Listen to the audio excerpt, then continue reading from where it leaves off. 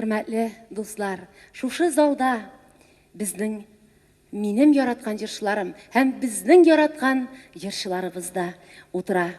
Аларга минем бүгенге бәйрәмемне тәбрикләп килүләр өчен бик зур рәхмәт. Әлфия апам монда, Хәнәви монда, Рафаил абый, Ильясов монда, Газинур Фарукшин, Флёр апам монда, Сулейманова, Вафира Гыйзатуллина монда, Әлфия Гыйләҗева белән Ринат Гыйләҗевлар, Сырнайлар монда.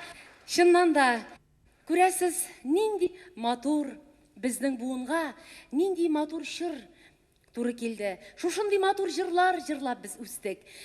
Шушындый матур җырлар композиторларыбыз иҗат итте. Һәм шушындый матур җырларны җырларлык, шушы моңнарны халыкка илтеп тапшырырлык җырчыларыбыз безнең булды. Ул моң тамчылары инҗи бөртеге булып, көмеш бөртеге булып, моң дәрьясына тамдылар. Ә инде хәзер башкарачак җырымны мин җырларның да җырлары дип әйтәсем килә. Ул безнең Сара апабызның Гомәр Бәширов сүзләренә язылган җидегән чишмә. Бу җырны бөтен җырчылар да җырлыйлар. Мин дә ул җырны бик яратам. Әйдәгез әле, бүген шушы җырны бергәләшеп җырлап куйыйк әле. Әй моң дәрьясы, менә синең инҗе бөртекләрең шушы залда утыра.